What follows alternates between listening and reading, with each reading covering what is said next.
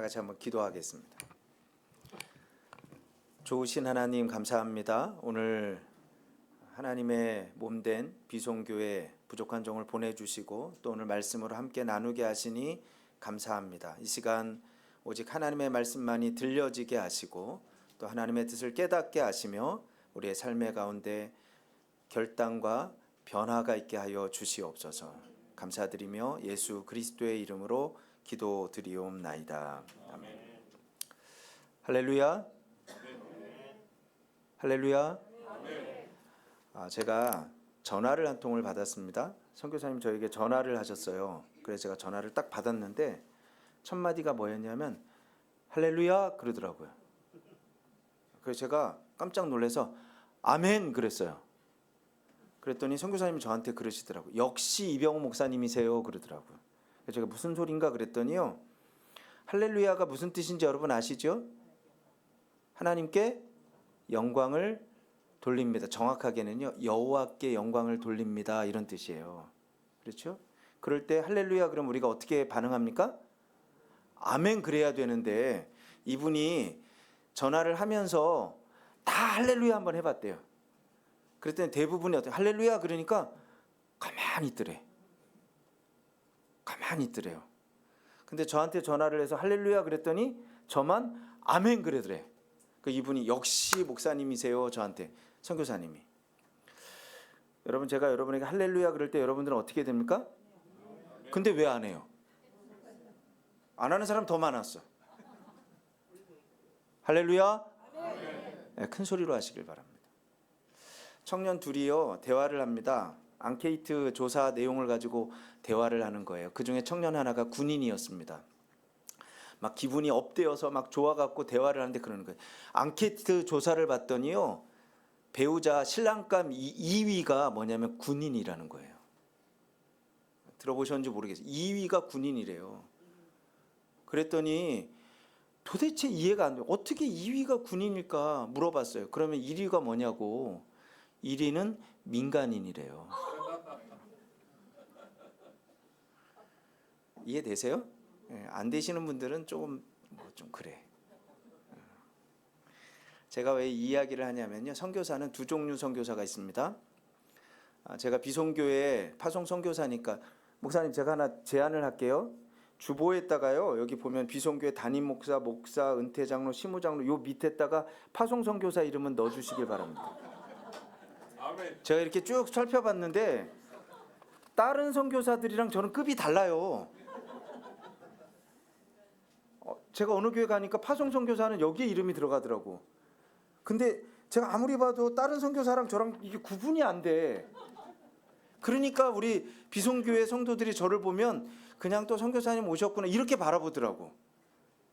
제가 아무리 교육을 해도 잘 안 되네요.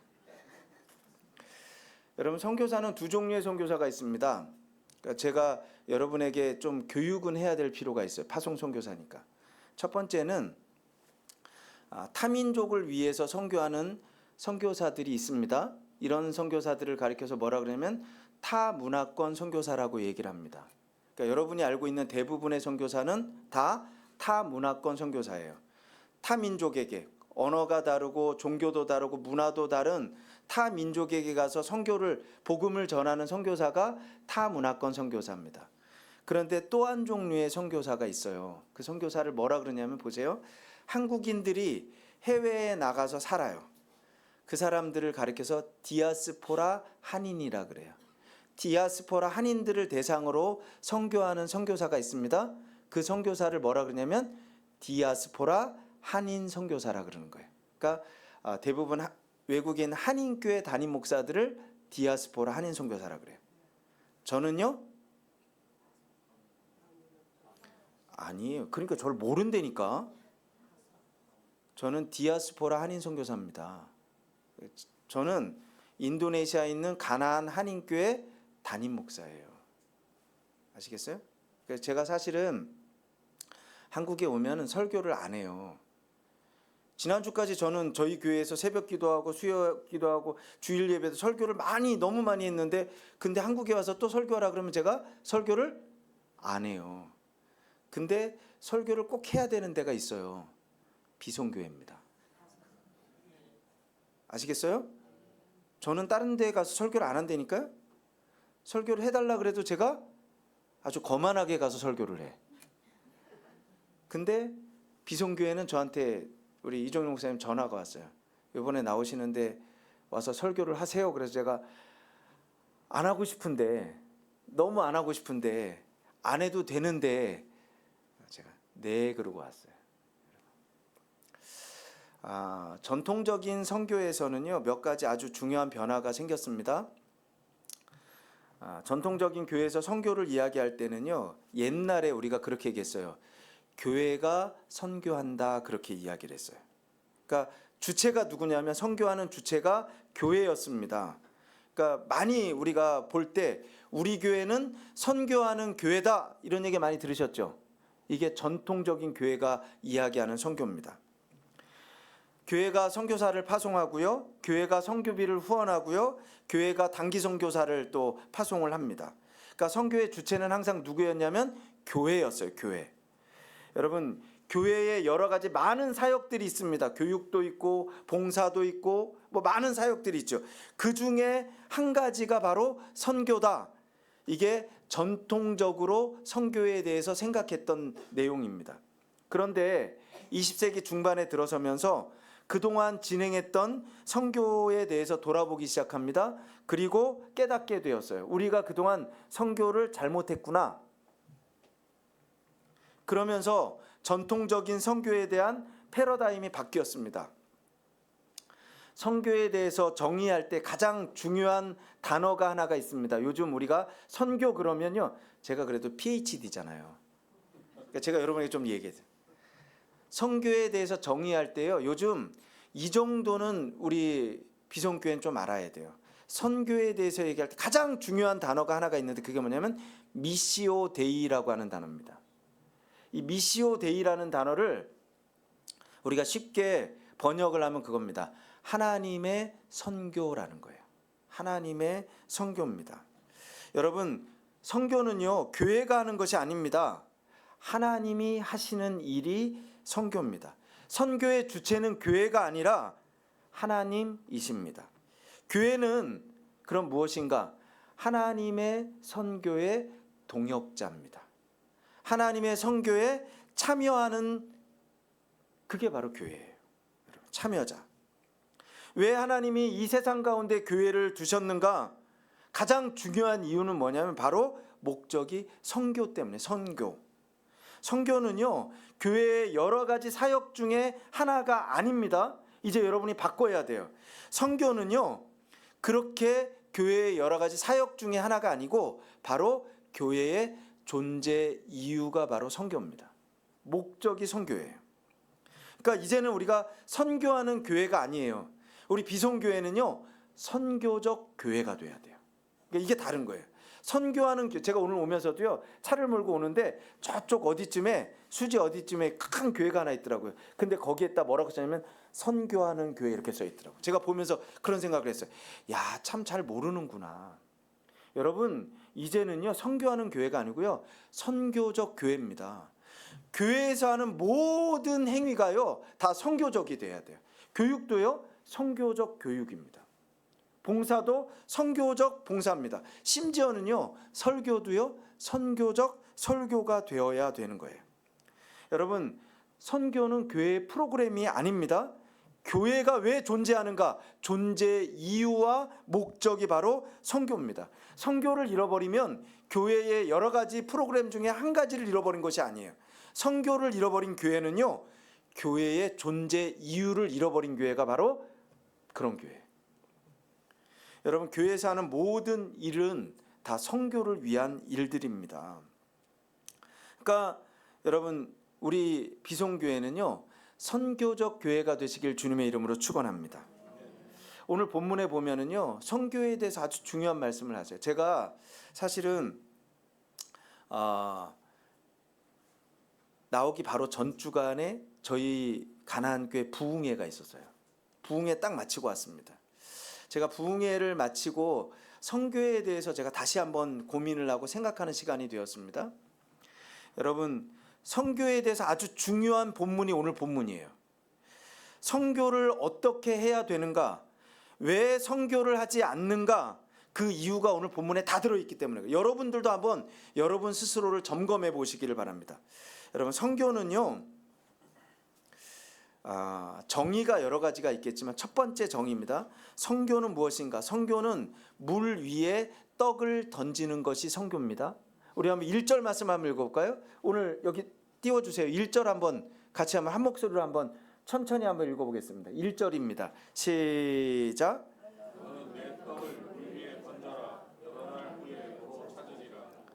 제가 가나안 교회 2006년에 부임을 했어요. 2006년. 올해가 2026년. 그러니까 가나안 교회 담임 목사가 된 지 20년이 됐습니다.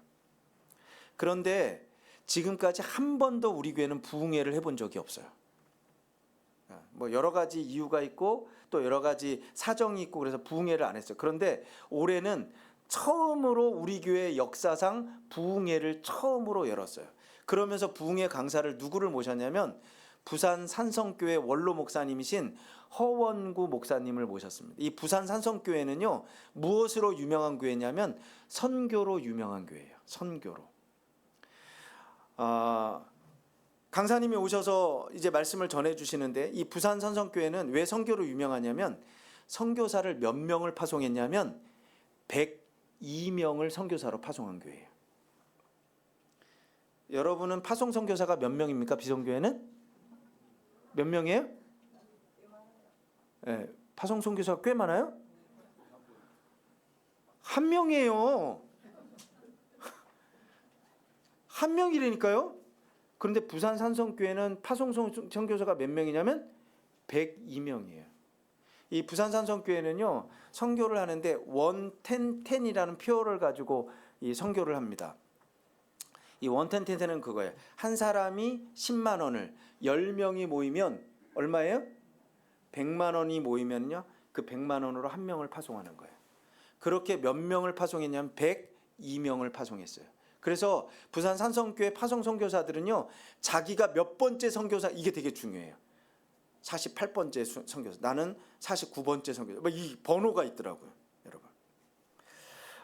이 부산 산성교회 원로 목사님이 오셔서 저희 교회에서 부흥회를 마치고 마지막으로 오후에 저녁 때 선교사님 25가정을 초청을 하셨어요. 그리고 저희 교회에서 선교사 부부 세미나를 진행했습니다. 그런데 거기 오셨던 분들이 대부분이 부산 산성교회 파송을 받은 그런 선교사님들이 오셨어요. 이분들에게요, 목사님이 그러시는 거예요. 이미 원로 목사님이신데 은퇴를 하셨다니까요. 근데 선교사님들을 그냥 보낼 수 없다 그래서 이 선교사님들에게 식사를 대접하겠다는 거예요, 자비로. 근데 인도네시아에서 가장 좋은 거, 가장 비싼 거, 먹기 힘든 게 뭐냐고. 그리고 그분들에게 25부부니까 몇 명이에요? 그런데 아이들까지 왔어요. 아이들까지 왔으니까 얼마나 많아요. 그런데 그 아이들에게 다 가장 좋은 것들로 대접을 하신다. 그래서 저에게 물어보셔서 제가 그랬어요. 인도네시아에서 한인들이 먹고 싶고 가장 먹기 힘들고 가장 비싼 게 뭐였냐면 회더라고, 회. 그 회를 대접했어요, 자비로. 그 비싼 회를 대접을 했습니다. 그리고 나서 공식 일정 다 마치고 제가 그분들을 모시고 반둥을 이렇게 모시고 다녀왔습니다. 차 안에서 은퇴하신, 평생을 선교에 그렇게 헌신하신 목사님을 모시고 다니면서 얼마나 많은 이야기를 나누는지 몰라요. 저에게는요, 너무나도 귀한 시간이었습니다. 그런데 그 이야기를 나누는 중에 목사님 사모님이 그렇게 말씀하시는 거예요. 이제 목사님이 은퇴를 하시고 나서 뒤를 돌아보면서 이분이 그러시는 거예요. 선교사님들에게 항상 좋은 것들을 대접하고 늘 돕고 그렇게 평생을 사셨다는 겁니다. 그런데 사모님은 서운한 거예요. 왜냐하면 선교사님들이 별로 감사하다는 말씀을 별로 안 하시더래요. 그러니까 사모님은요, 목사님은 그렇게 하시지만 사모님은 늘 마음에 그게 불만인 거예요. 선교사님들이 오시면 가장 좋은 것들로 대접하고 항상 그렇게 수고하고 그러셨는데 선교사님이 별로 이렇게 감사하다는 표현을 안 해. 그래서 어느 날 목사님에게 불평을 하셨대요, 사모님이. 아니, 선교사님들은 우리가 이렇게 섬기는데 왜 별로 저렇게 감사하지를 않으시는지 모르겠다고. 어떻게 선교사님들이 저러실 수 있냐고. 그랬더니요, 목사님이 사모님에게 딱 한마디 하셨대요. 이렇게 말씀하셨대요. 선교는 여러분 잘 들으세요. 선교는 물 위에 빵을 던지는 거예요. 이렇게 말씀하셨대요. 여러분 물 위에 빵을 던지면요, 그게 물에서요 풀어져서 즉시 어떻게 됩니까? 그냥 아무것도 없이 사라져 버립니다. 그런데 선교도 그렇다는 거예요. 그런데 여러분 기억하세요. 그게 그냥 의미 없이 사라지는 것은 아닙니다. 그 빵이 거기에 풀어지면요, 물에 사는 물고기들이 와서 그걸 어떻게 해요? 다 먹어요. 여러분, 먹습니다. 물론 그 물고기가 빵을 먹고 나서 어느 날 와서 제가 그 빵을 너무 맛있게 잘 먹었습니다, 인사하는 물고기는 한 마리도 없어요. 그게 선교예요, 여러분. 그래서 사람들이 선교를 안 하려고 그래. 선교를 해도 별로 편하지 않거든요. 그렇죠? 사실은 여러분과 저희 가나안교회가요, 장학 선교를 같이 합니다. 그거 아세요? 그 얼마나 귀한 일인지 아세요? 제가 계산을 해봤어요. 여러분 우리 비송교회하고 우리 가나안교회하고요 장학 선교를 하는데요, 한 학기에, 그러니까 1년에 2학기잖아요. 한 학기에 인도네시아 돈으로 1억 원, 1억 루피아를 우리가 장학 선교를, 그러니까 한국 돈으로 1,000만 원이에요. 그러니까 1년에는 얼마예요? 2,000만 원. 여러분만 하는 것 아니고 우리만 하는 것도 아니고 우리가 같이 하는 거예요. 그런데 제가 요번에 분명히 알았어요. 우리가 하는 그게 물 위에 빵을 던지는 것이구나. 여러분, 보이지 않아요. 그렇지만 우리는 분명히 믿습니다. 여러 날 후에 도로 찾으리라. 주님께서 분명히 말씀하십니다. 하나님은 살아계시고요, 하나님은 보고 계시고요, 하나님이 여러분에게 갚으실 줄로 믿습니다. 할렐루야. 그게 선교예요. 두 번째로, 선교는요 7이나 8에게 나누어 주는 게 선교입니다. 우리 한번 2절 말씀도 한번 같이 한번 한 목소리로 같이 읽겠습니다. 시작.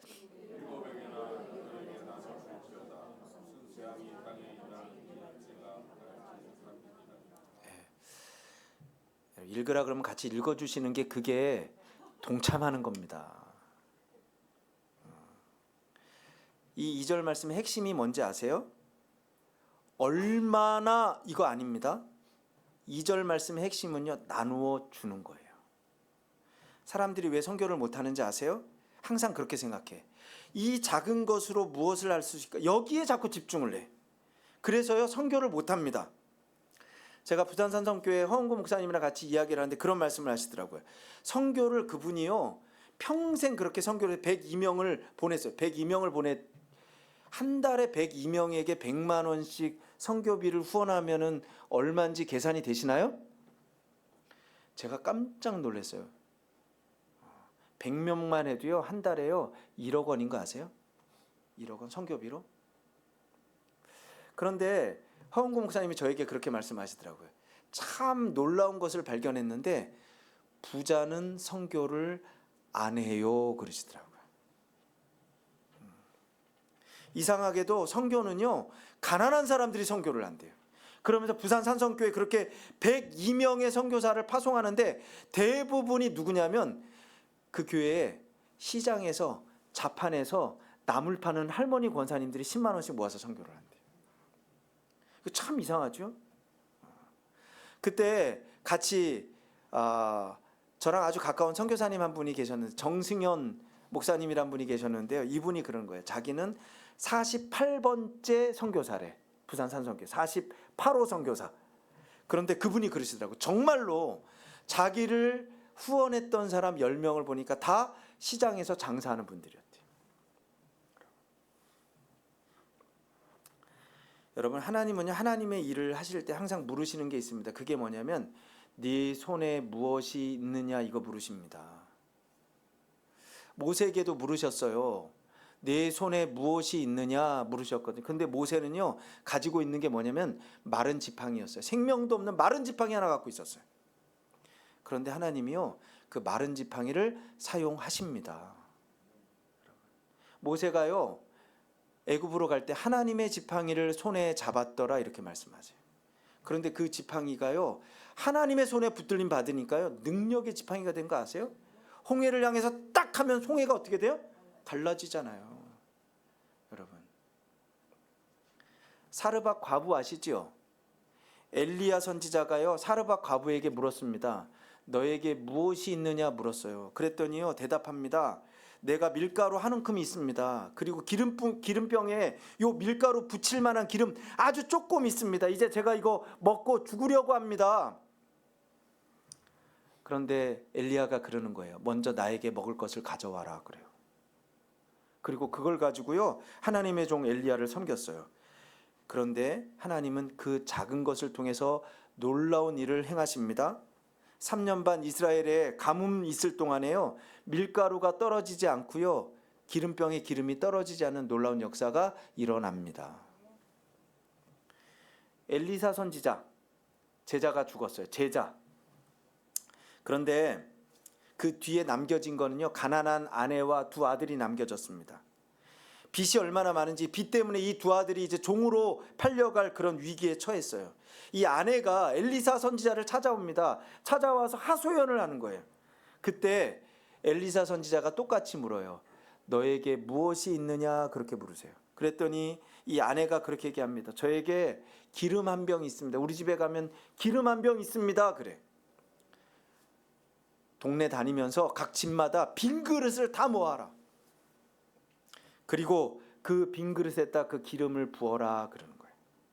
여러분 빌려온 빈 그릇이 다 차기까지요 그 기름이 떨어지지 않았습니다. 마지막으로 이제 그릇이 더 없습니다. 이 소리 딱 들리니까 기름이 어떻게 해요? 딱 멈추는 거예요. 여러분 성경에는요 이런 이야기가 너무 많습니다. 여러분 항상 물으시는 게 뭔지 아세요?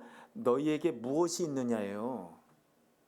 베세다 들녘에서요 5,000명이 넘는 사람들이 배가 고파요. 지금 돌려보내면 가다가 죽을 그런 위기에 처했어요. 예수님이 제자들에게 물으셨습니다. 너희가 먹을 것을 주어라. 그리고 물으시는 거예요. 너희에게 무엇이 있느냐 그러시는 거예요. 그때요 한 아이가요 무엇이 있었냐면 보리떡 5개와 물고기 2마리 그거 드렸어요. 그랬더니 5,000명이 먹고 얼마가 남았어요? 12광주리가 남았다니까요. 선교는요 여러분 기억하세요. 얼마는 중요하지 않아. 선교는 여러분의 손에 있는 것을 나누는 것이 선교입니다. 저는 우리 비송교회가 말씀대로 살아가시길 주님의 이름으로 축원합니다. 그러면 하나님이 그 뒤에 놀라운 일을 행하실 줄로 믿습니다. 항상 우리는 집중해요. 얼마 여기에 집중한다니까요. 세 번째요. 여러분 기억해요. 선교는요. 조건을 기다리면 선교할 수 없습니다. 우리 한번 4절입니다. 4절 한번 같이 한번 읽겠습니다. 시작.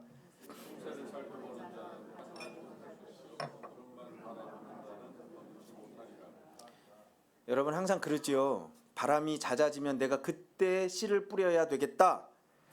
지금은 비가 올 것 같으니까 농사 짓지 못하겠다. 좋은 때가 오기만 기다리면요 농사 지을 수 없습니다. 형편이 나아지면 그때 선교하실래요? 여러분 모든 조건이 맞을 때 그때 선교하시겠습니까? 상황이 좋아질 때까지 기다리면 선교는 시작될 수가 없습니다. 선교하기에 완벽한 조건, 완벽한 환경은 없습니다. 지금이 바로 지금 시작하면요 지금이 가장 완벽한 시간이 될 줄로 믿습니다. 그러니까 우리 비송교회가 지금 선교하기 가장 좋은 시간이에요. 제가요 사실은 해외 한인교회 목사님들은 많이 외로워요. 왜냐하면 여러분들도 그러잖아요. 제가 어떤 선교를 할까요? 그랬더니 타문화권 선교요 이렇게 얘기하잖아. 그러죠? 많이 외로워요. 그런데 이번에 제가 참 위로를 받았어요. 허원공 목사님 오셔서 그러는 거예요. 저는 여기 온 게 이병우 목사님 부부만 위로하면 됩니다. 그러면서 저한테 그러시는 거예요. 목사님, 가나안 교회는 항공모함과 같은 교회입니다. 한국에서 멀리 떨어져 있지만요, 항공모함과 같이요 그곳에서 선교의 지휘를 하는, 사실은요 우리 교회가 장학 선교도 하고요, 어떤 일을 하냐면 1년에 한 차례씩요 연말이 되면 멀리 오지에 있는 선교사님들에게 우리가 카렌다도 보내고 한국 음식들, 된장이나 고추장이나 뭐 과자나 김이나 이런 거 다 싸가지고 저희가 선물로 이렇게 보내거든요. 저희가 보통 보내면 한번 보낼 때 30명에서 40가정 정도 저희가 보냅니다. 40가정. 만약 그게 한국에서 보낸다 그러면 그 비용이 얼마나 비싼지 아세요? 그 내용물을 사는 것보다 더 비싼 게 물류비예요. 물류비. 그런데 저희는 인도네시아에 있으니까요, 그렇게 많은 돈을 들이지 않고도요 그분들에게 보여요. 근데 그걸 받으면요 그분들은 위로가 된대요. 여러분들이 여기서 선물을 보내면 또 한 가지 비밀이 그거 있습니다. 선물을 보내면요, 인도네시아에서요 선교사님이 그 선물을 찾으러 가서 찾을 때 세금을 내는 거 아세요? 그러니까 어떤 분은 그러더라고요. 제발 좀 안 보냈으면 좋겠다고. 세금을 내는데 그 물건값보다 더 비싸게 세금을 내고 그걸 찾아. 그런데 저희는 인도네시아에 있기 때문에 세금이 없어요. 그러니까 적은 비용으로도 여러분이 할 수 없는 일들을 너무 많이 해요. 그리고요 우리 교회는요 또 어떤 일을 하냐면, 선교사님들이 오시면 누구나 우리는 호텔을 끊어드립니다. 그리고 식사 대접을 해요. 아까 얘기했던 회, 뭐 드시고 싶은 거 저희가 얼마든지 사드려요. 그걸 아시고 허은공 목사님 저한테 그러시더라고요. 목사님, 가나안 교회가 현지에서 항공모함처럼 선교를 잘 감당해 주셔서 너무 감사합니다, 이렇게 말씀하시더라고요. 제가 너무 위로가 됐어요. 여러분, 저희 교회는요, 가나안 교회는요 물 위에 떡을 던지는 교회입니다. 선교사님 7명, 8명에게 저희가 나눈 게 아니고 30명, 40명 그 더 많은 사람들에게 저희는 나누려고 노력합니다. 저희는 한 번도 형편이 좋아지기를 기다린 적이 없어요. 힘들어도 선교하는 일은 저희가 쉬지 않습니다. 지금 선교하는 교회입니다. 저는 비송교회가 저를 파송했잖아요. 그렇죠? 파송했죠? 비송교회가 저와 같이 이런 일을 감당해 주시길 주님의 이름으로 축원합니다. 여러분, 물 위에 떡을 던지세요. 뒤에 있는 일 생각하지 마세요. 던지세요. 여러 날 후에 찾을 줄로 믿습니다. 선교의 결과 몰라요. 모릅니다. 우리 한번 5절 말씀 한번 같이 한번 읽어볼까요? 마지막으로 한번 5절 읽겠습니다. 5절을 바꿔주세요. 5절 시작.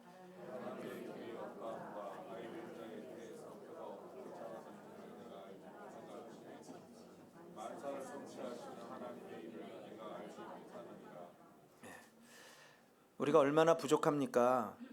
생각해 보면요, 우리가 아는 게 별로 없어요. 그렇죠? 생명의 신비도 모르고요, 눈에 보이는 문제들도 우린 제대로 파악하지 못할 때가 참 많아요. 그런데 우리가 선교를 어떻게 다 알 수 있겠어요? 제가 여러분에게 말씀드리자면 미시오 데이, 선교는 누가 하시는 일이냐면 하나님이 하시는 일입니다. 우리는 그 모든 결과를 알 수 없습니다. 선교의 열매는 우리의 계산 밖에 있습니다.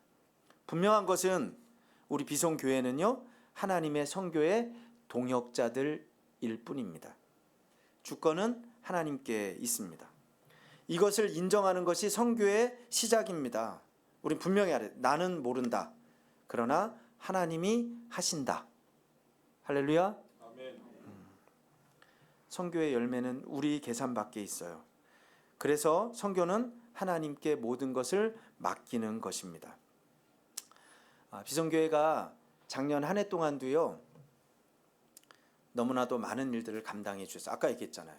저희와 같이 해서 1억 원을 매 학기마다 그렇게 했다니까요. 올해 저한테 이종일 목사님 전화가 왔어요. 목사님, 올해는 한 3명 정도 더 우리가 장학금을 더 내려고 합니다.